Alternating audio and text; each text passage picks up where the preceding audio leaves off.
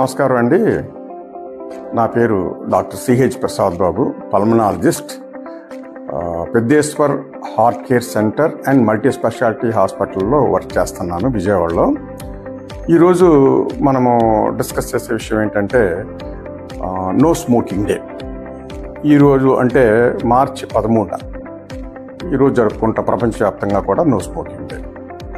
అంటే ప్రతి సంవత్సరము కూడా రెండో బుధవారం, మార్చి నెలలో రెండో బుధవారం ఇప్పుడు వస్తే అప్పుడు ఈ నో స్మోకింగ్ డేని జరుపుకుంటాం. అది ఈ సంవత్సరం బుధవారం 13 వచ్చింది. అసలు ఎందుకు మనం జరుపుకోవాలి ఈ నో స్మోకింగ్ డే అనేది? ముఖ్యమైన ఉద్దేశం ఏంటంటే స్మోకర్స్లో ఈ స్మోకింగ్ మూలంగా జరిగే నష్టాలను అవగాహన కల్పించడానికి మనం చేసే ప్రయత్నమే, చిన్న ప్రయత్నం, ఫస్ట్ స్టెప్ అన్నమాట ఈ నో స్మోకింగ్ డే. ఎందుకంటే ఈ స్మోకింగ్ మూలంగా చాలా దుష్ఫలితాలు ఉంటాయి. ఆ తర్వాత మనం డిస్కస్ చేస్తాము. ప్రతి సంవత్సరము కూడా ఒక థీమ్తో వస్తారనమాట. ఈ ప్రపంచ ఆరోగ్య సంస్థ ఒక థీమ్తో వస్తారు. ఈ సంవత్సరం ఏంటంటే చిన్నపిల్లల్ని ఈ పొగాకు ఇండస్ట్రీకి దూరంగా ఉంచమని చెప్పి వాళ్ళు సిఫార్సు చేశారు. సో పిల్లల్ని దూరంగా ఉంచాలన్నమాట. ఎందుకంటే వాళ్ళ మీద ఎక్కువ ప్రభావం, ఇన్ఫ్లుయెన్స్ ఉంటుంది కాబట్టి that is the main theme. తర్వాత అసలు ఈ వచ్చే ఎఫెక్ట్స్ ఎలా వస్తాయి, దేనికి వస్తాయి అంటే మనం స్మోక్ చేస్తాము. స్మోక్ చేసినప్పుడు దాంట్లో టొబాకో ఉంటుంది. ఆ టొబాకో బర్న్ చేస్తాం. బర్న్ చేసిన తర్వాత ఏంటంటే లాట్ ఆఫ్ కెమికల్స్ రిలీజ్ అవుతాయి. ముఖ్యంగా టొబాకోలో నికోటిన్, ఆ నికోటిన్తో పాటుగా చాలా మెటల్స్ ఉంటాయి. ఆర్సెనిక్స్, తర్వాత లెడ్ ఉంటుంది. అలాగే smoke, carbon monoxide, carbon dioxide, nitrogen and so many methane, so many gases ఉంటాయి.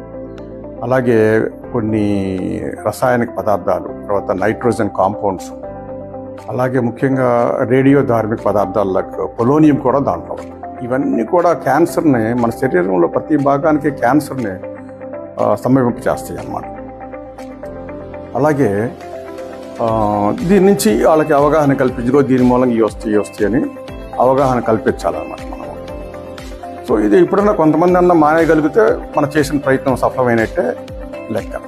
సాధారణంగా ఏమేమి దుష్ఫలితాలు ఉంటాయంటే, ఒక మెదడు నుంచి పైనుంచి మనం చూసుకుంటే, సపోజ్ బ్రెయిన్ చూసుకుంటే స్ట్రోక్స్ వస్తాయి.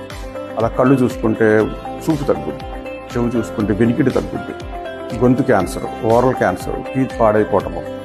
అలాగే ఇంకా కొంచెం కిందకు వస్తే హార్ట్ అటాక్స్ వస్తూ ఉంటాయి ఈ స్మోకింగ్ మూలంగా. అలాగే ఊపిరితిత్తుల్లోకి వెళ్తే chronic obstructive pulmonary disease, COPD అంటాము. అవి ఇర్రివర్సిబుల్ కాజ్ అనమాట, డ్యామేజ్ జరుగుతూ వెళ్ళిపోతూ ఉంటాయి. అలాగే ఊపిరితిత్తుల క్యాన్సర్ వస్తుంది. అలాగే కాళ్ళల్లో ఏంటంటే రక్తనాళాలు సనబడిపోయి ఇంటర్మీడియట్ క్లాడికేషన్ అని వస్తుంది. అలాగే పొట్టలో కూడా క్యాన్సర్, బ్లాడర్ క్యాన్సర్ రావచ్చు. అలాగే మన శరీరంలో వాటర్ ప్రతి ఎక్కడన్నా సరే వచ్చే అవకాశము ఉంటుందన్నమాట. అవన్నీ కూడా మనము స్మోకింగ్ మానేయటం మూలంగా ఇవన్నీ మనం అరికట్టవచ్చు. సో ఇవన్నీ మనకి వాళ్ళకి చెప్పాలన్నమాట. తర్వాత ఈ స్మోకింగ్ మూలంగా ఈ హెల్త్ బెనిఫిట్సే కాదు, హెల్త్ ఎఫెక్ట్సే కాదు, తర్వాత దాని యొక్క ఫైనాన్షియల్ ఇది కూడా చాలా ఎక్కువ ఉంటుంది. అంటే మరి స్మోకింగ్ చేయటం మూలంగా ఒక పెట్టేసి 100 రూపాయలు, దానికి 2 పెట్టెలు కాలిస్తే ఆల్మోస్ట్ 200 అంటే పర్ మంత్ వచ్చి 6,000 rupees per middle class person is a huge amount అనమాట. అలాగే ఫైనాన్షియల్ బర్డన్స్ కూడా ఉంటాయి.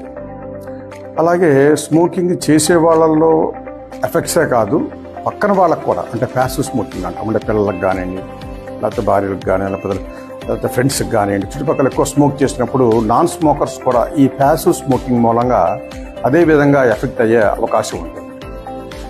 అందుకని స్మోకింగ్ని మానేస్తే మనిషి చాలా ఆరోగ్యంగా ఇవన్నీ కూడా మనం ప్రివెంట్ చేసినట్టు అవుతుంది.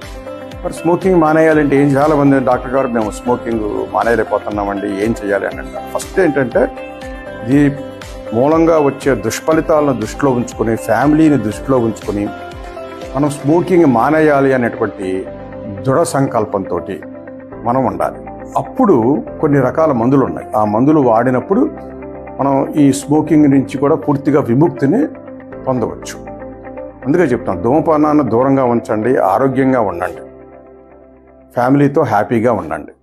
ఇదే మనసులో.